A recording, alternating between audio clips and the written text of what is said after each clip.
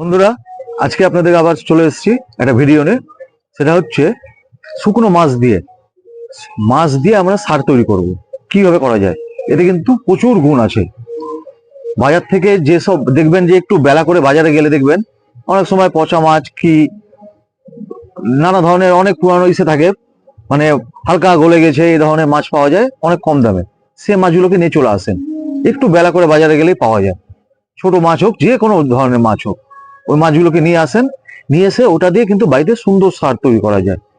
আমি যেমন দেখাচ্ছি, আমি নিয়ে এসেছিলাম এরকম এরকম মাছ, ছোট ছোট মাছ। এগুলোকে রোদ্রে ভালো করে আমি শুকিয়ে নিয়েছি।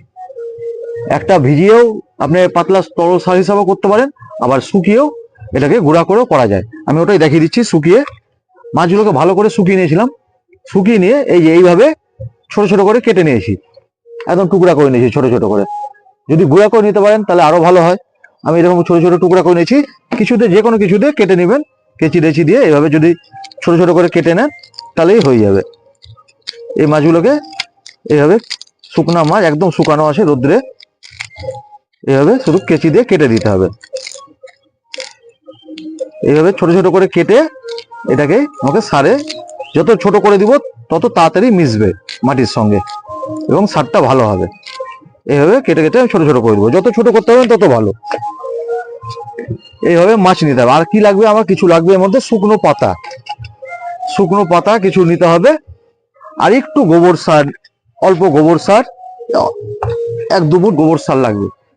গোবর সারটা হচ্ছে অণুজীবের উৎস হিসাবে গোবর সারটা লাগবে। এর মধ্যে প্রচুর অণুজীব থাকে, যা সারকে তৈরি করতে কাজে করবে। আমি কি করবো, প্রথমে এরকম শুকনো পাতা, আমি একটা কারোর মধ্যে এরকম পাতা নিয়ে নেব। প্রথমে একটা লেয়ার এইভাবে পাতা দিয়ে দিব। দিয়ে আমি অল্প করে দেখাচ্ছি,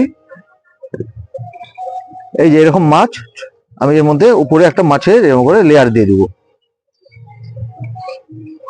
এইভাবে মাছের একটা সম্পূর্ণ লেয়ারটা দিয়ে দিলাম। এই যে এইভাবে মাছের লেয়ার দিয়ে দিলাম। তার উপর এই হালকা করে একটু গোবর সারটাকে, শুকনো গোবর সার আছে, এটাকে আমি দিয়ে দিলাম, অল্প করে দিয়ে দিলাম। দিয়ে আবার এরপর এই পাতা,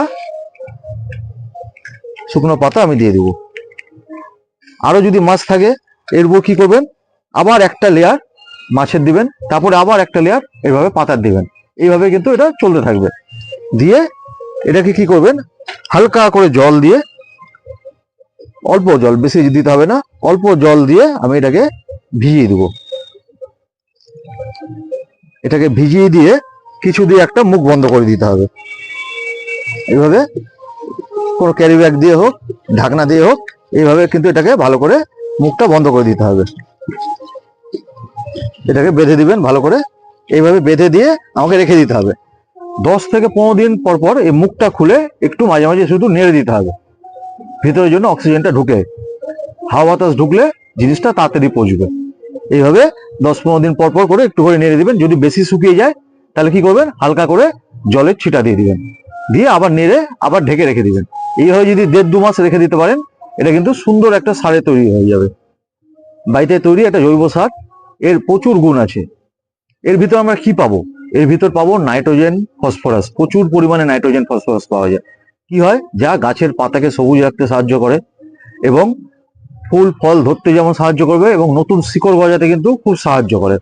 এই মাছের সারের কিন্তু প্রচুর গুণ। বাজারেও পাওয়া যায় কিনতে, কিন্তু নর্মাল আপনি বাড়িতে করলেই কিন্তু তৈরি করতে পারবেন। খুব সুন্দর সার হয়। এছাড়া কি হয়, এর কি করে, মাটির মধ্যে কিন্তু প্রচুর উপকারী ব্যাকটেরিয়া বা অণুজীবদের খাদ্য হিসাবে কাজ করে এবং নতুন ব্যাকটেরিয়া বা অণুজীব তৈরি করে। তাতে কি হয়, মাটি কিন্তু অনেক দিন উর্বর থাকে। এর ফলে মাটি কিন্তু খুব শক্ত হয় না, মাটি উর্বর থাকে।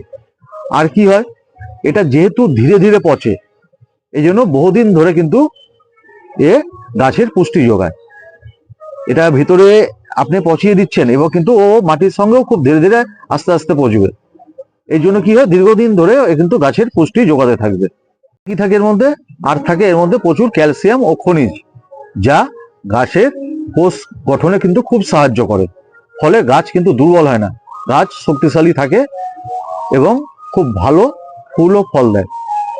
ঠিক আছে বন্ধুরা, এইভাবে যদি করতে পারেন এই মাছের সারে, অথবা যদি আপনি মাছ এনে বাজার থেকে এনে কোনো পাত্রের মধ্যে জল দিয়ে পচিয়ে সেটাও দিতে পারেন, সেটাও কিন্তু খুব উপকারী, অন্তত 15-20 দিন। কিন্তু দেওয়ার একটা নিয়ম আছে, একটু বলে দিই।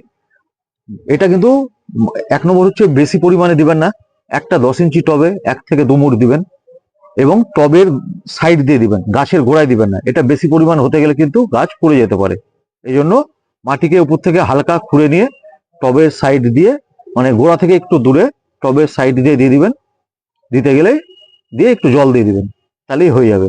বেশি পরিমাণ সার দিলে যে গাছ ভালো হবে তা না, গাছ কিন্তু নষ্ট হয়ে যাবে। ওই জন্য বেশি পরিমাণ দিবেন না, 1 থেকে 2 মুঠ দিবেন, এবং গাছে গোড়ায় দিবেন না। এগুলো কিন্তু সবজি গাছে, যেমন বেগুন গাছ, টমেটো গাছ, লঙ্কা গাছে খুবই ভালো কাজ করে। প্রচুর ফুল আসে এবং ফল, প্রত্যেকটা ফল ধরে থাকবে আপনার। আপনি দিয়ে দেখেন, করে দেখবেন, খুব ভালো ফল পাবেন। ঠিক আছে বন্ধুরা, যদি ভিডিওটা ভালো লাগে অবশ্যই একটা লাইক করবেন, এবং যারা নতুন দেখছেন অবশ্যই একটা সাবস্ক্রাইব করে দেবেন। নমস্কার।